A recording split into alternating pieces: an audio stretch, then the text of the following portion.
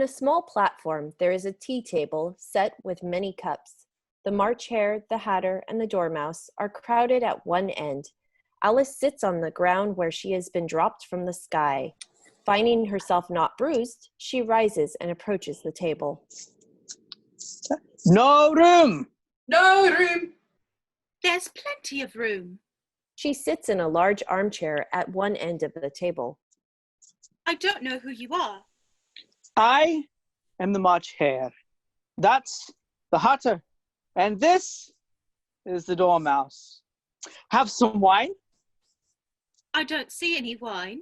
Well, there isn't any. Then it wasn't very civil of you to offer it.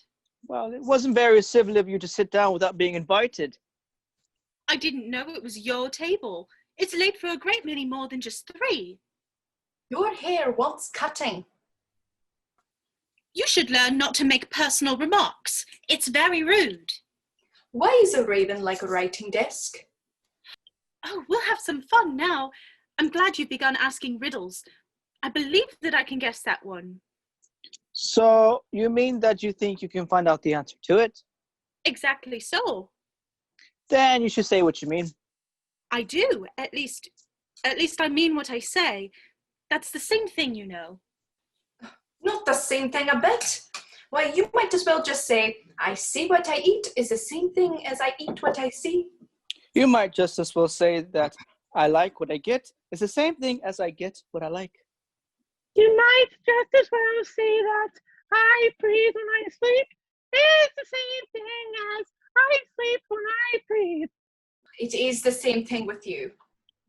The Mad Hatter takes out his watch, looks at it uneasily, shakes it, holds it to his ear. What day of the month is it? The 4th. 2 days wrong. I told you butter wouldn't suit the works. Ah, it was the best butter.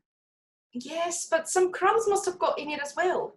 You shouldn't have put it in with the bread knife. The March Hare takes the watch, looks at it gloomily, dips it into his cup of tea, and looks at it again, but doesn't know what else to say. Ah, it was the best butter. What a funny watch. It tells the day of the month, but it doesn't tell what o'clock it is. Why should it? Does your watch tell you what year it is? Of course not, but that's because it stays the same year for such a long time together. Which is just the case with mine. I don't quite understand you. What you said had no sort of meaning in it, yet it was certainly English. The Hatter pours some hot tea on the Dormouse's nose. Dormouse is asleep again. Of course. Just when I was going to remark myself. Oh, have you guessed the riddle yet? No, I give it up. What's the answer?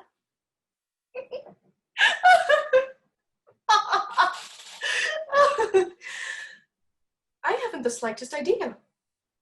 Nor I.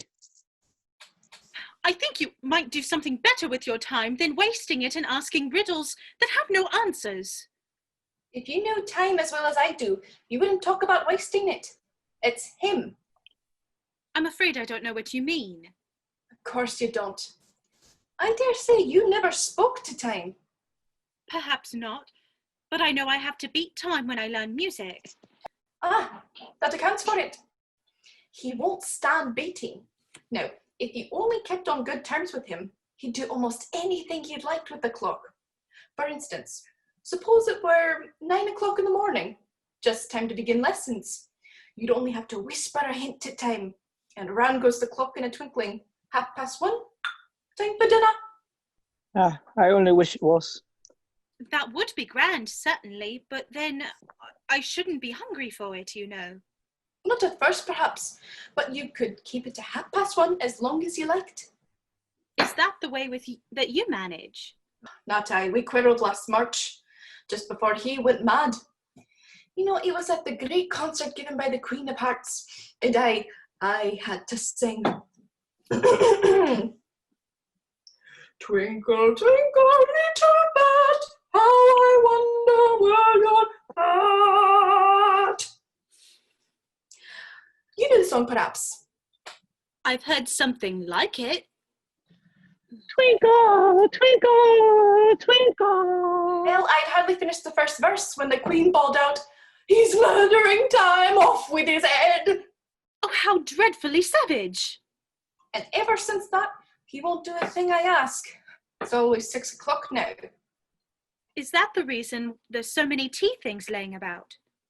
Yes, that's it. It's always tea time, and we've no time to wash in between whiles. Then you keep moving round, I suppose. Exactly so, as the things get used up. But when you come back to the beginning again? Yeah, suppose we change the subject.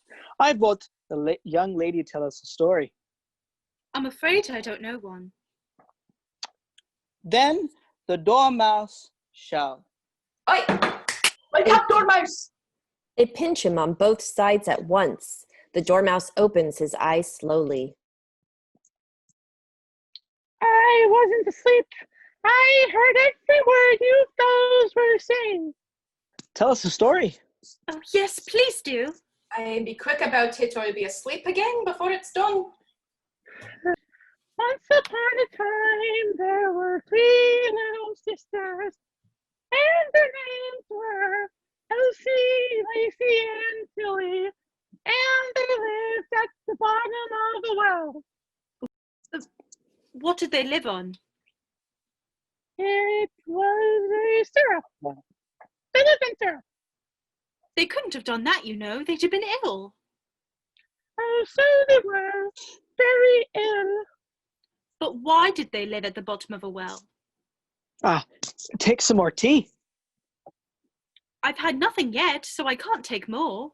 You mean you can't take less? It's very easy to take more than nothing. Nobody asked your opinion. Aye, who's making personal remarks now? Alice helps herself to tea and bread and butter. So why did they live at the bottom of a well? It was a syrup well.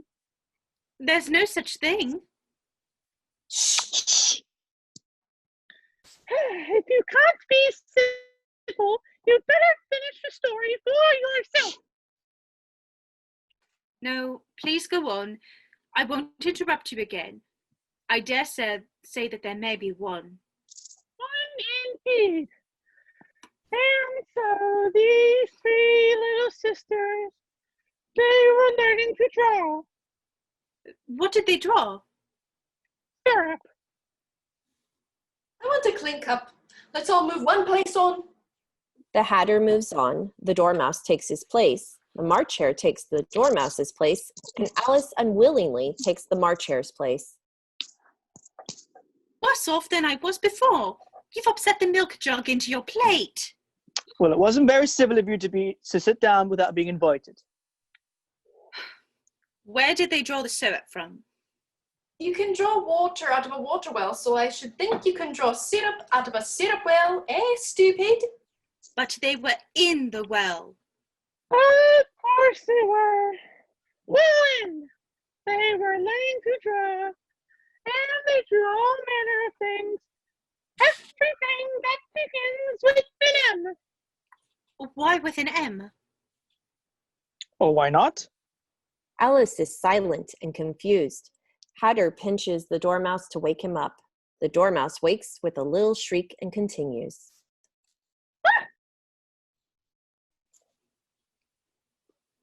Begins with an M, such as mousetraps and the moon and memory and muchness.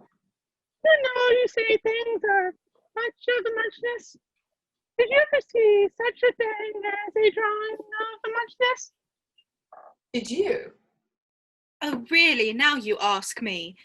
I don't think that... Then you shouldn't talk. No. Alice rises and walks away. You are very rude. It's the stupidest tea party I was at in all my life. The White Rabbit enters, carrying a huge envelope with a seal and a crown on it. No room. No room. The rabbit pays no attention to them, but goes to the house and raps loudly. A footman opens the door. For the Duchess, an invitation from the Queen to play croquet. What? From the Queen, an invitation for the Duchess to play croquet. The white rabbit bows and goes out. No room.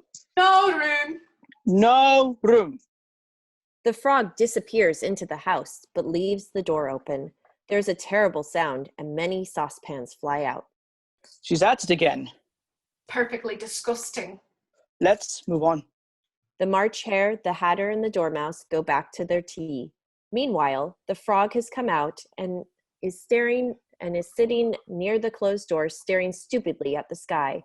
Alice goes to the door timidly and knocks. There's no sort of use in knocking, and that for two reasons.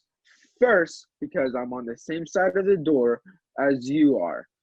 Secondly, because they're making such a noise inside, no one could possibly hear you.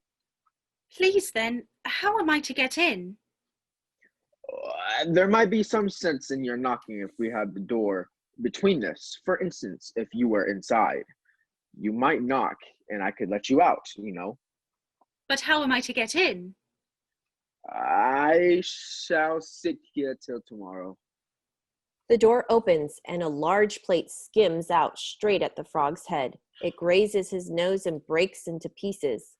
The frog acts as if nothing had happened.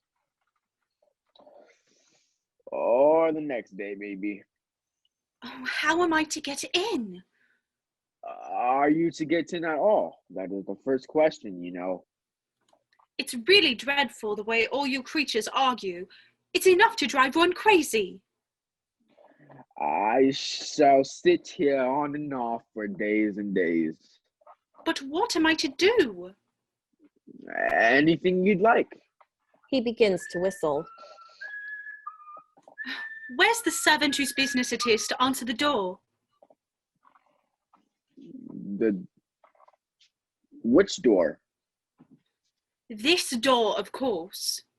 The frog looks at the door and rubs his thumb on it to see if the paint will come off. To answer the door, what's it been asking for? I'm sure I don't know what you mean. I speak English, doesn't I? Or are you deaf? What did I just ask you? Nothing, I've just been knocking at it. Shouldn't do that. Shouldn't do that. Vexes it, you know. He kicks the door. You let it alone, it'll let you alone, you know. Oh, there's no use talking to you. She starts to open the door just as the Duchess comes out carrying a pig in baby's clothes. She minded her own business. It's Pepper. Of course, my cook put it in the soup. There's certainly too much pepper in the soup. Sneeze then and get rid of it. The Duchess begins to sing to the baby, giving it a violent shake at the end of every line of the lullaby. Speak roughly to your little boy and beat him when he sneezes. He only does it to annoy because he knows it teases. I speak severely to my boy. I beat him when he sneezes. For he can thoroughly enjoy the pepper when he pleases.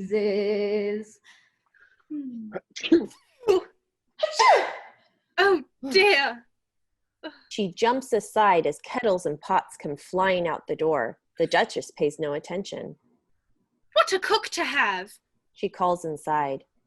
Oh, please mind what you're doing. Another pan comes out and almost hits the baby. Oh, there goes his precious nose.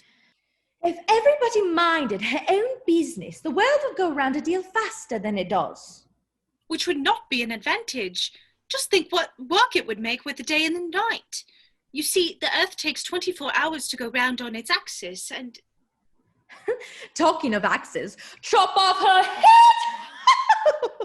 The head of a grinning Cheshire cat appears in a tree above a wall. What's that? Cat, of course. But why does it grin like that? It's a Cheshire cat. That's why. Pig! I didn't know that Cheshire cats always grinned. In fact, I didn't know that cats could grin. They all can, and most of them do. I don't know of any that do. You don't know much, and that's a fact. Here, you may nurse it a bit if you like. The Duchess flings the baby at Alice. I must go and get ready to play croquet with the Queen. She goes into the house. If I don't take this child away with me, they're sure to kill it in a day or two. Oh, Chesopus, would you please tell me which way I ought to walk from here? That depends a good deal on where you want to get to. I don't much care where, Then it doesn't matter which way you walk. so long as I get somewhere. Oh, you're sure to do that if you only walk long enough. Please, will you tell me what sort of people live about here? Oh, mad people. But I don't know. I don't want to go among mad people. Oh, can't help that. We're all mad here. I'm mad. She's mad. He's dreaming now. And what do you suppose he's dreaming about? Alice goes to the frog to scrutinize his face. Nobody could guess that. Why, about you. And if he left off about you, where do you suppose you'd be? Where I am right now, of course. Oh, not you. You'd be nowhere. Why, you're only a sort of thing in his dream, and you're mad too. How do you know that I'm mad? Oh, you must be, or you wouldn't have come here. How do you know that you're mad? Oh, to begin with, a dog's not mad. You grant that? I suppose so. Well then. You see, a dog growls when it's angry and wags its tail when it's pleased. Now, I growl when I'm pleased and wag my tail when I'm angry. Therefore, I am mad. Oh, call it what you like. Do you play croquet with the Queen today? I should like it very much, but I haven't been invited. You'll see me there. The cat vanishes. Alice looks at the squirming baby. Oh dear, it's heavy and so ugly. Oh, it's a pig! Please, Mr. Footman, take it away! The frog rises with dignity, whistles, and disappears into the house. A kettle comes bounding out. Alice puts down the pig, and it crawls off. The cat appears again. Oh, by the by, what became of the baby? It turned into a pig. Oh, I thought it would. The cat vanishes. The frog comes out of the house with hedgehogs and flamingos. The cat reappears. Did you say pig or fig? I said pig, and I wish you wouldn't keep appearing and vanishing so suddenly. You make one quite giddy. All right. The cat vanishes slowly. The frog puts flamingos down and re-enters the house. While Alice is examining the flamingos curiously, Tweedledum and Tweedledee, each with an arm around the other's neck, sidestep in and stand looking at Alice. Tweedledee. Dumb. If you think we was Waxworth, you ought to pay. Contrary-wise, if you think we're alive, you ought to speak. The first thing in a visit is to say, how do you do? And shake hands. The brothers give each other a hug, then hold out the two hands that are free to shake hands with her. Alice does not like shaking hands with either of them first, for fear of hurting the other's feelings. She takes hold of both hands at once, and they all dance around in a ring. Would you please tell me which road leads out of here? What shall I repeat to her? The walrus and the carpenter is the longest. Tweedledum gives his brother an affectionate hug. The sun was shining. If it's very long, would you please tell me first which road? The moon was shining sulkily. The sea was wet as could be. All oysters, come and walk with us, the walrus did beseech. A pleasant walk, a pleasant talk, along the briny beach. The eldest oyster winked his eye and shook his heavy head, Meaning to say he did not choose to leave the oyster bed. but 4 young oysters hurried up, and yet another 4. And thick and fast they came at last, and more and more and more. The walrus and the carpenter walked on a mile or so, And then they rested on a rock, conveniently low. and all the little oysters stood and waited in a row. A loaf of bread, the walrus said, is what we chiefly need. Now, if you're ready, oysters dear, we can begin to feed. But not on us, the oysters cried, turning a little blue. The night is fine, the walrus said. Do you admire the view? The carpenter said nothing but, cut us another slice. I wish you were not quite so deaf. I've had to ask you twice. It seems a shame, the walrus said, to play them such a trick, after we've thought they've ate so far and made them trot so quick. Oh, oysters, said the carpenter, you've had a pleasant run. Shall we be trotting home again? But answer came there none. And in this was scarcely odd because They'd eaten every. Tweedledee interrupts in a passion, pointing to a white rattle on the ground. do you see that? It's only a rattle. Tweedledum stamps wildly and tears his hair. I knew it was.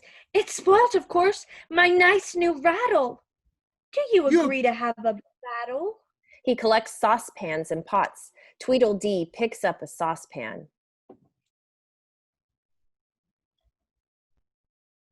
I suppose so. Let's fight till dinner.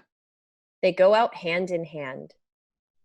I wonder what's going to happen next. She backs away respectfully as the King and Queen of Hearts enter, followed by the Knave of Hearts and the White Rabbit. When they come opposite to Alice, they stop and look at her, while the Duchess comes out of the house. Who is this? The Knave bows 3 times. Idiot! What's your name, child? My name is Alice, so please, if your majesty. Off with her head! Off with her head! Nonsense! Consider, my dear, she is only a child. Can you play croquet? Yes. Come on then, get to your places. Where are the mallets? Here. The frog appears with the flamingos and hedgehogs. Off with his head! What fun! What is the fun? Why, it's all her fancy that. They never execute anyone. What does one do? Get to your places. She takes a flamingo, uses its neck as a mallet, and the hedgehog as a ball. The frog doubles himself into an arch. The king does the same with the followers, and the knave offers himself as an arch for Alice. Even though Alice does not notice him, he holds the arch position. Off with his head! Off with her head! Where are the chess queens? Under sentence of execution. What for? Did you say, what a pity? No, I didn't. I don't think it's at all a pity. I said, what for? Well, they boxed the queen's ears. Oh, hush, the queen will hear you. You see, they came rather late, and the queen said, oh dear, the queen hears me. He hurries away. Alice notices the knave, who still pretends to be an arch. How can you go on thinking so quietly with your head downwards? What does it matter where my body happens to be? My mind goes on working just the same. The fact of it is, the more head downwards I am, the more I keep on inventing new things. Did you happen to meet any soldiers, my dear, as you came through the wood? Yes, I did. Several thousand, I should think. 4,207. That's the exact number. They couldn't send all the horses, you know, because 2 of them are wanted in the game. And I haven't sent the 2 messengers either. What's the war about? The Red Chess King has a whole army against us, but he can't kill a man who has 13 hearts. The Duchess, Queen, Frog, and followers go out. The knave stands behind the king. Now, just look along the road and tell me if you see either of my messengers. I see nobody on the road. Oh, I only wish I had such eyes to be able to see nobody, and at that distance too. Why, it's as much as I can do to see real people by this light. Oh, I see somebody now, but he's coming very slowly. And what a curious attitude he goes into, skipping up and down and wriggling like an eel. Not at all. Those are Anglo-Saxon attitudes. He only does them when he's happy. I must have 2 messengers, you know, to come and to go. 1 to come and 1 to go. I beg your pardon. Oh, it isn't respectable to beg. I only meant that I didn't understand. Why 1 to come and 1 to go? Don't I tell you? I must have 2 to fetch and carry. 1 to fetch and 1 to carry. The March Hare enters, pants for breath. Ooh! You Waves alarm his me! hands. You alarm me. I feel faint. Give me a ham sandwich. Another sandwich, quick! Oh, there's nothing but hay left now. Well, hay then. There's nothing like eating hay when you're faint. I should think throwing cold water over you would be better. Well, I didn't say there was nothing better. I said there was nothing like it. Now, who did you pass on the road? Nobody. Quite right, quite right. This young lady saw him too. So, of course, nobody walks slower than you. I do my best. I'm sure nobody walks much faster than I do. Well, he can't do that, you know, or else he'd have been here first. However, now you've got your breath, you may tell us what has happened in the town. I'll whisper it. They're at it again! Ah! Do you call that a whisper? If you do such a thing again, I'll have you buttered. Went through my head like an earthquake. Give me details, quick! The king and the March Hare go out. The Duchess runs in and tucks her arm affectionately into Alice's. You can't think how glad I am to see you again, you dear old thing. Hello. You're thinking about something, my dear, and that makes you forget to talk. I can't tell you now just what the moral of that is, but I shall remember it in a bit. Perhaps there hasn't one. Tut, tut, child. Everything's got a moral, if only you can find it. She squeezes closely, digs her chin into Alice's shoulder, and roughly drags Alice along for a walk. The game's going on rather better now. 'Tis so, and the moral of that is, oh, 'tis love that makes the world go round. Somebody said that it's done by everybody minding their own business. Ah, well, it means much the same thing. And the moral of that is, take care of the senses and the sounds will take care of themselves. How fond you are of finding morals in things. I dare say you're wondering why I don't put my arm round your waist. The reason is that I'm doubtful about the temper of your flamingo. Shall I try the experiment? He might bite.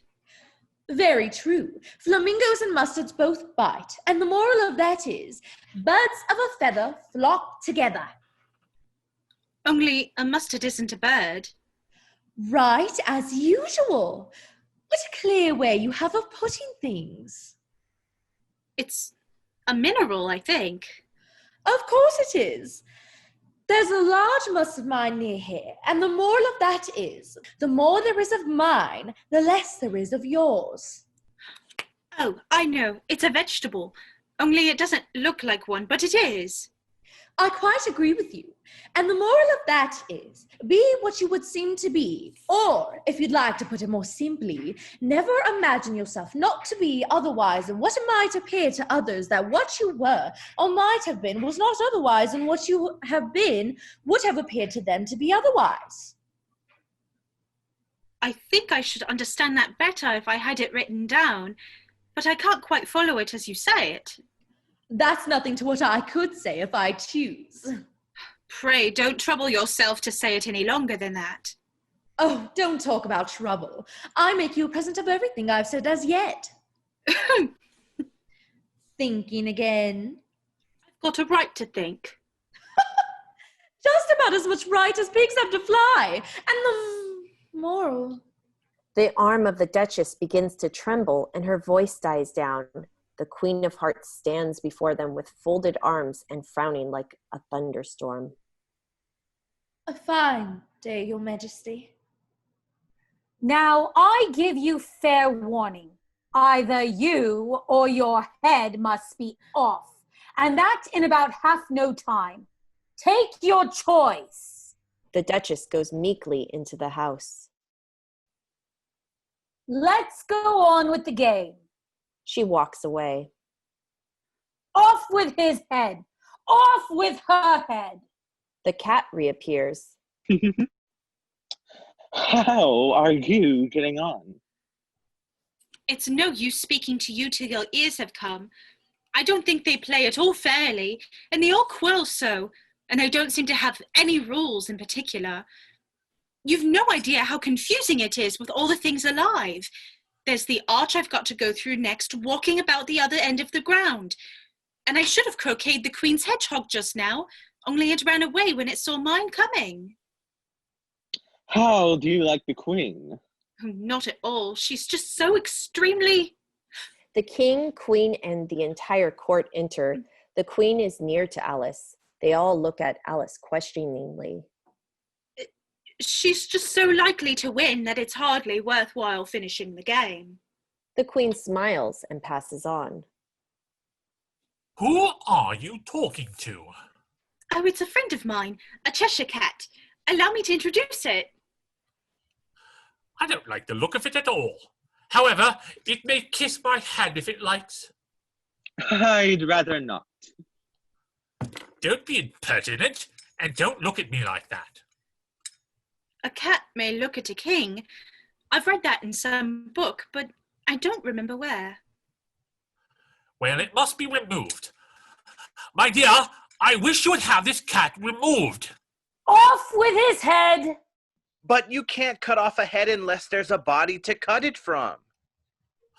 Anything that has a head can be beheaded.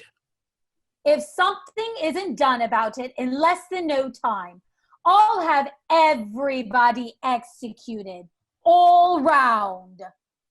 It belongs to the Duchess. You'd better ask her about it.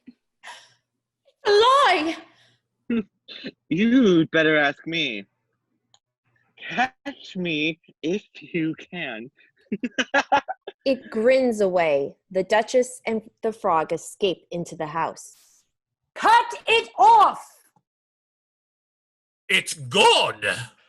It's gone. It went away. Where did it go? Cut it off! Cut them all off! No! Please! Save me! Save me! The knave gives Alice a tart for safety.